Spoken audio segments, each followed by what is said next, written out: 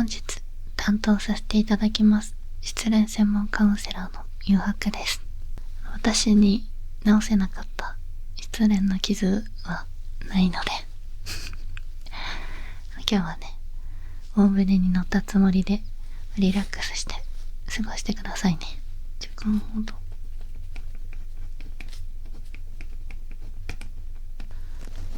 そもそも失恋について考えるのは、まず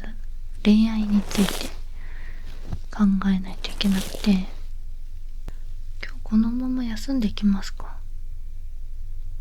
全然大丈夫ですよ。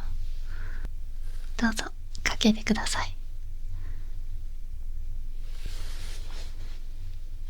じゃあ改めまして、本日担当させていただきます失恋専門カウンセラーの誘白です。ここに来るのは初めてですよね。失恋専門でカウンセリングしてるところまだ少なくて、やっぱりここ数年恋愛って結構自由にできるようになったじゃないですか。昔だとね、昔は昔で恋愛はありましたけど、今みたいに誰でも好きになれたりとかしなかったので、やっぱりその反面傷つく人も結構増えてきて、そんな人をね助けるために生まれたのがこの失恋専門カウンセリングです。ちょっとだけ自慢なんですけど、私に治せなかった失恋の傷はないので今日はね、大船に乗ったつもりでリラックスして過ごしてくださいね。じゃあその本格的な施術というかカウンセリングに入っていく前にリラックスできるようにアロマ炊いていきますね。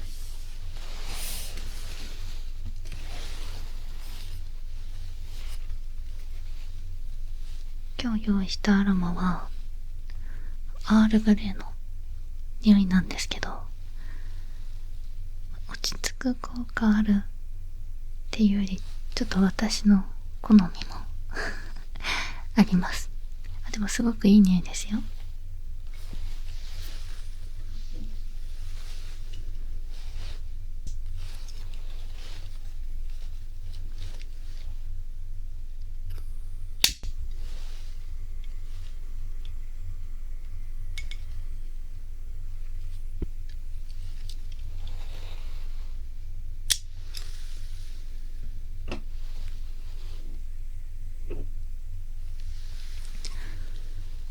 じゃあちょっと始める前に深呼吸しましょうか。吸って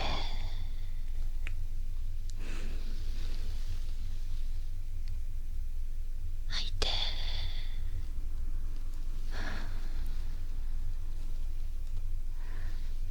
もう一回吸って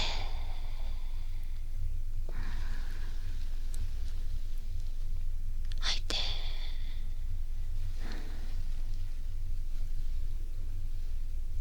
いい香りですよね。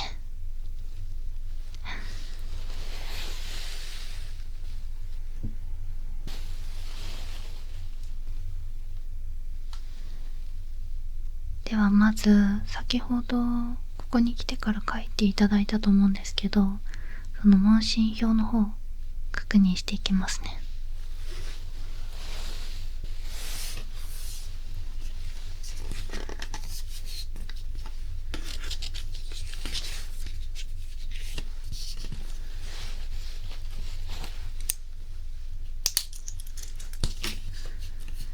じゃあまず最近の睡眠の状態についてはほとんど眠れてないですか？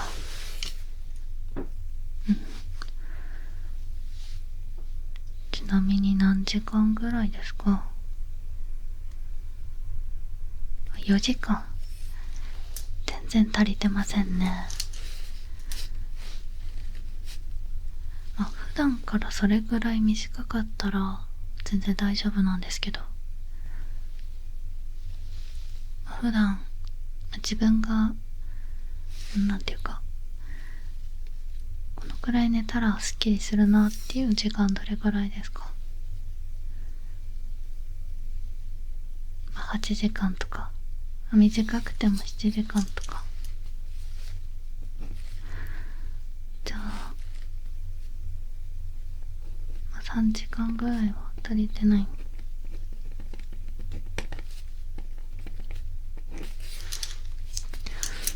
時間ほど。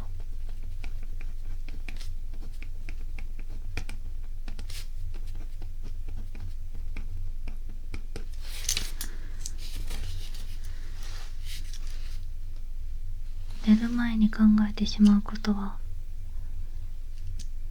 特に決まってないけど漠然と不安になる。そうですよね。特定のことっていうより多分いろんなこと考えて、それで眠れなくなってるっていう感じですよね。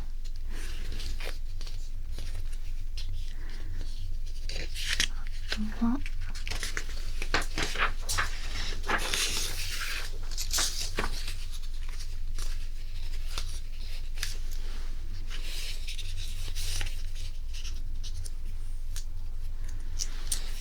今の気持ちに一番近いものは辛い。わかります。やっぱりね、失恋はね辛いですから、すごく。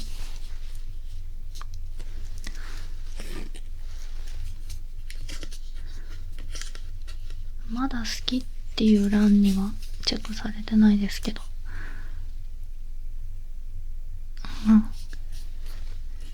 好きじゃないわけじゃないけど、やっぱ辛い気持ちの方が。なるほど。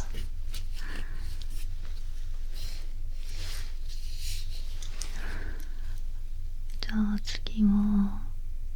食事もあんまり取られてないんですか？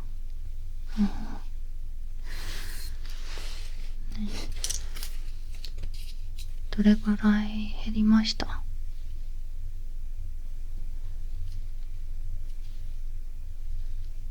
難しいですよね。普段ちなみにどれぐらい食べます？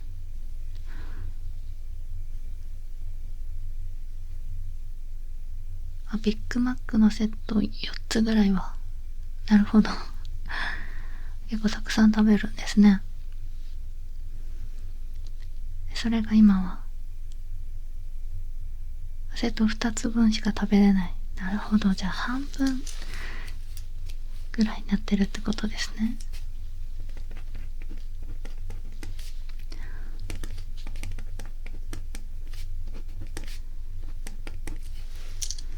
食べる量はね人それぞれですから、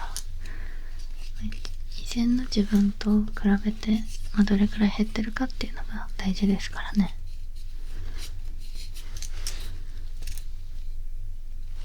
次の質問の誰かにこのこと話しましたかについて、話してないにチェックが入ってますけど、失恋したこととか、誰かに相談したりとか、話聞いてもらったりとかされてないですか？あんまりしない、そういう話。そうですよね。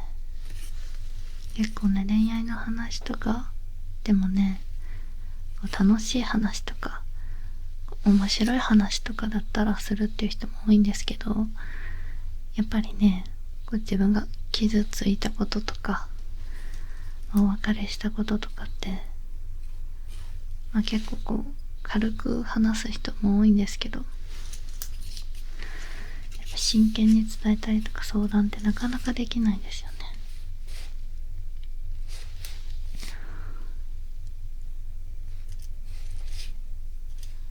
今日はもう本当に話したくなったら話して、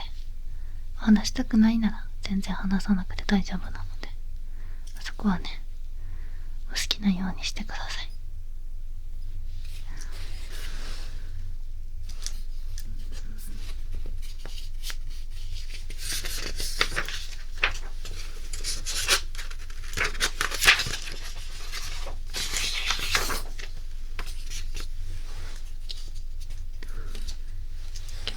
ウンセリングで望むこととしては、少しでも楽になりたい、あと眠れるようになりたいってことですね。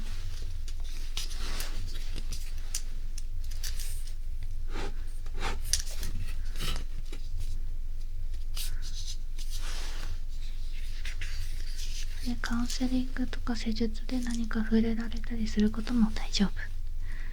わかりました。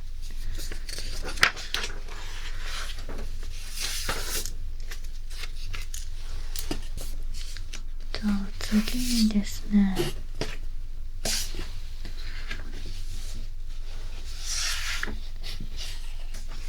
最初の問診票では睡眠とか食事とか全体の生活について聞いたんですけど、より細かくちょっと恋愛のことについても追加でヒアリングさせていただきますね。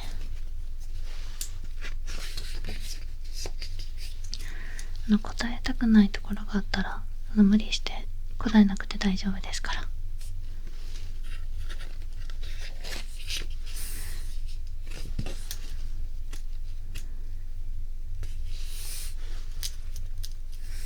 今回の失恋はどのパターンかっていうことなんですけど、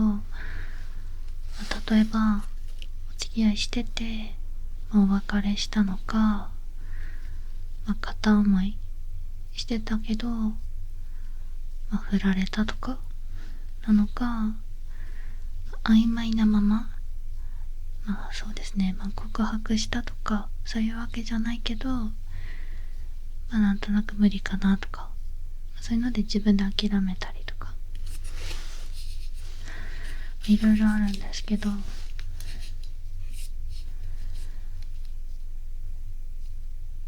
片思いが終わった。なるほど。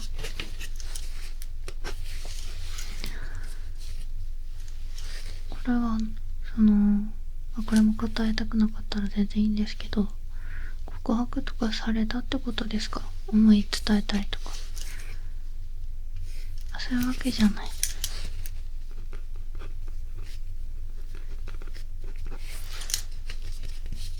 ただ曖昧な関係続けてたらいつの間にか相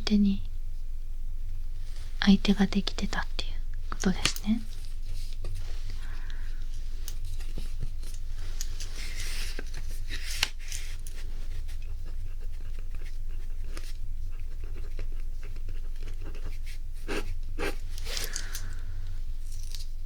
その失恋されたのはどれくらい前の出来事ですか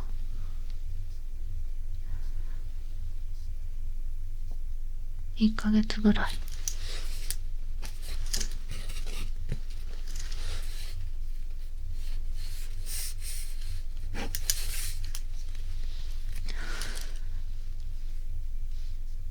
今ってじゃあお相手の方と連絡とか取ったりされてますか？普通に取ってるか、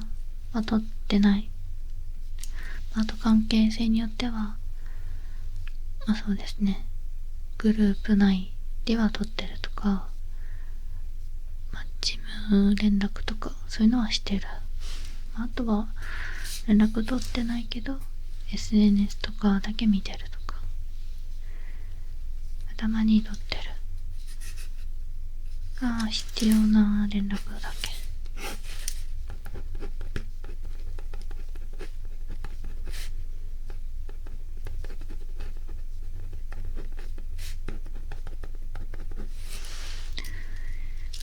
ここは大丈夫ですね。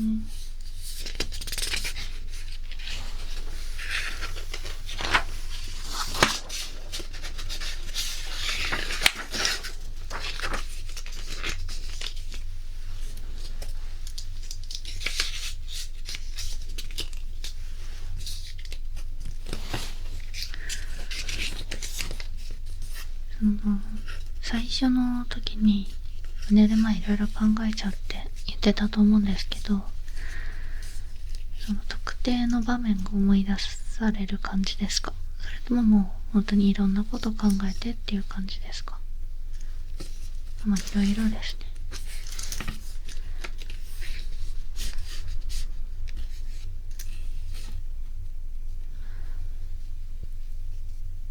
その人のことをこう考えるのやめようとかもされたりしました？この1ヶ月。考えないようにしてもすぐなんか思い出しちゃう。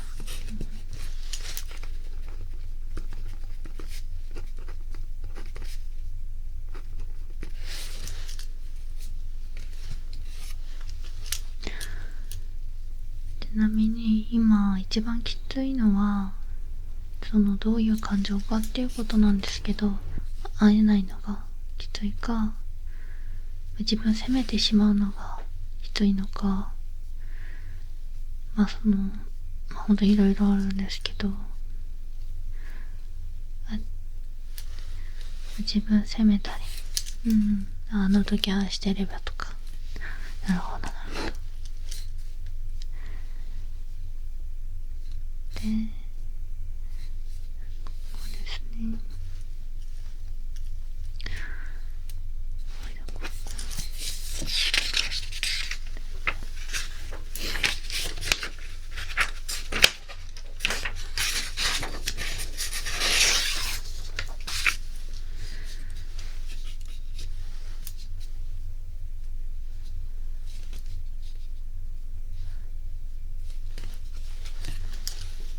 今は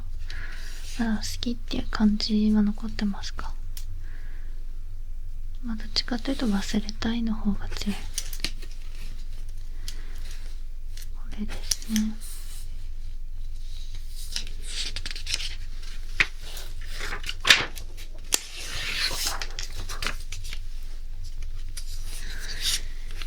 で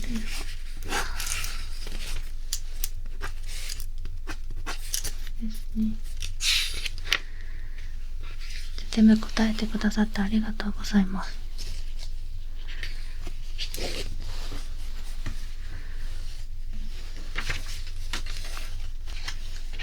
これでね、今のあなたの状況も全部分かったので、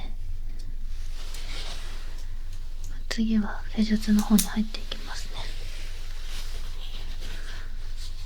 失恋のその立ち直り方っていろんな方法が言われてると思うんですけど、何か試したりされました？例えばとにかく泣くとか、お酒を飲んで忘れるとか、自分が好きな趣味とかそういうのに没頭するとか、よく言われてるのは結局時間が解決するとかですかね。やっぱりですね、最初に言っとくんですけど、ここに通っていただいたとしても、すぐに立ち直れるっていうわけではありません。でも今日はその最初のステップとしてまずやっていくことが、失恋っていうのはね、感情的じゃなくて理性的に捉えてみましょう。わかりにくいですよね。リラックスして、途中で泣きたくなったり眠たくなったりしたら、その自分の感情に素直に従ってくださいね。でちょっとリラックスできるようにいきますよ。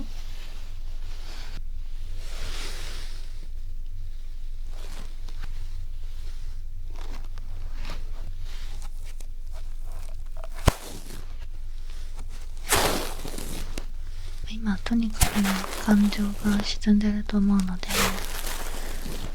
ほんと第一歩として失恋とはどういうことなのかっていうことについて理解していきましょう。どうして失恋すると胸が苦しくなったり、何事も手がつかなくなったり、心にね、ぽっかり穴が開いたような感じがするのかっていうことなんですけど、そもそも失恋について考えるには、まず恋愛について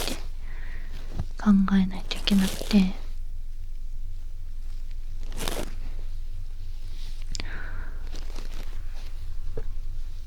その恋をするとですね、ドーパミンっていう脳内の快楽ホルモンがものすごく出るようになるんですよ。だから恋をした時って、すごい世界が鮮やかに見えたり、すごく楽しい気持ちになったりしますよね。あれは、ドーパミンの仕業っていうわけです。で、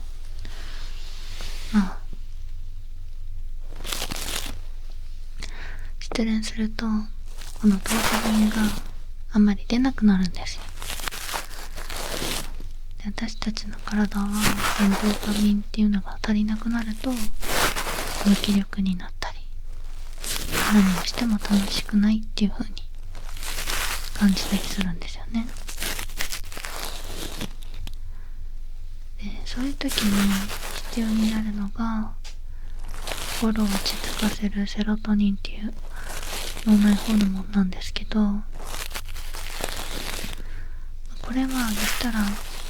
ドーパミンっていうのはもう私たちをすごい集中させたり、やる気にさせる、アクセル全開のホルモンで、それを抑制するブレーキみたいなのがセロトニンなんですけど、恋愛してる時っていうのはこのブレーキが効きにくくなってるんですよ。言ったらセロトニンが働きにくくなってる。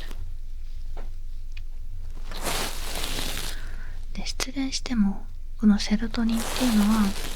は、すぐに効いてくれないんですよ。今まで恋愛してて出にくくなってる状態からすぐに作用しなくて、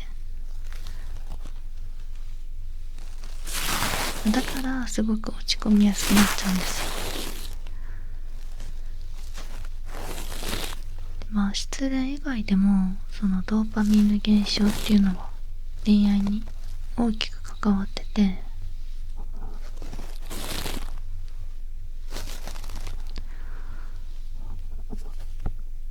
付き合っても倦怠期に悩んだりってするじゃないですか。付き合って3ヶ月とか、半年、あと3年目とかがよく言われるんですけど、これも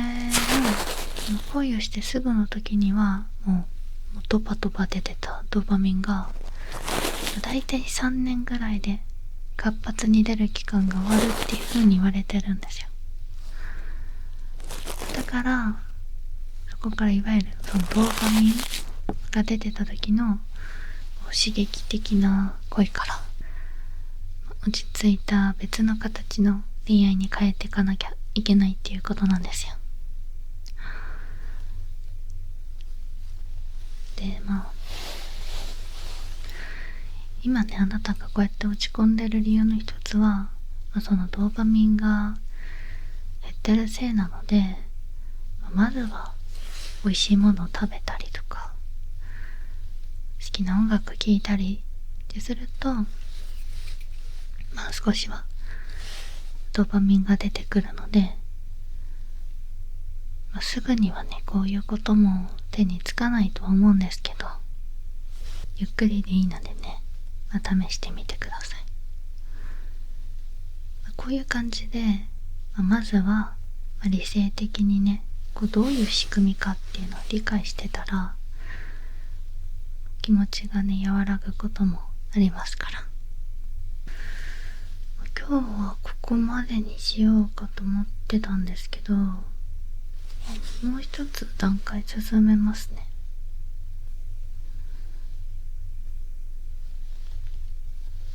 失恋直すのに、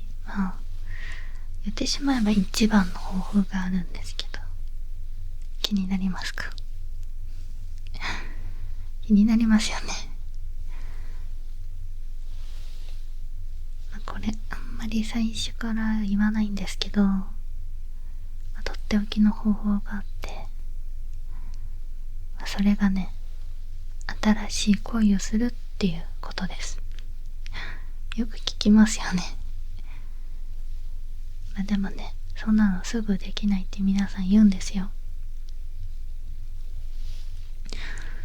無理に好きになろうとしなくていいですし、その出会いを探しにとかも行かなくても全然大丈夫です。ただ気づいたら少し気になる人ができてるかもしれないので、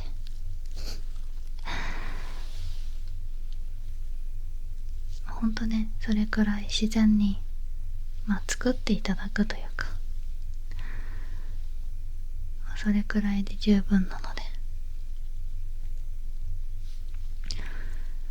それで少し気になるなーっていうのが増えてたら、気づいた頃にはね、前の人を思い出す回数もいつの間にか減ってるんですよ。ちゃんと上書きされるので。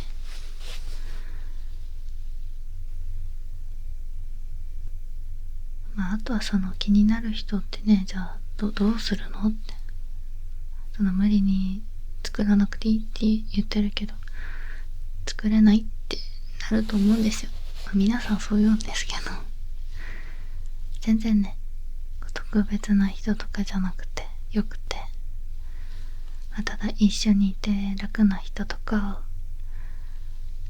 何も話さなくても落ち着く人とか、こうやって横にいても嫌じゃない人とかね、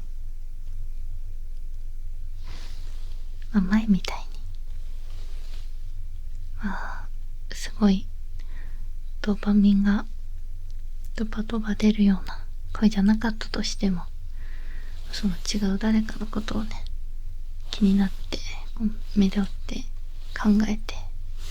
でその人に会ったりとか、話したりする、そういう時は楽しみにして待ったりとか、少しねおしゃれしてみたりとか、疑似的なものでも大丈夫なんで、それがね誰になるかっていうの、これも今日すぐにっていうのは難しいと思うので、焦らずね進めていきましょう。これからも私がねしっかりサポートしていきますから。最初にも言ったんですけど、私に直せない失恋の傷はないので任せてくださいね。今日このまま休んでいきますか？全然大丈夫ですよ。全然ここだとね、もう気にせずもう泣いたっていいですし、考えても全然大丈夫です。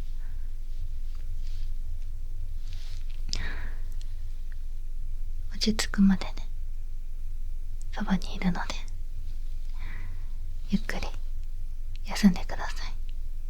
はい。じゃあ今日は以上になります。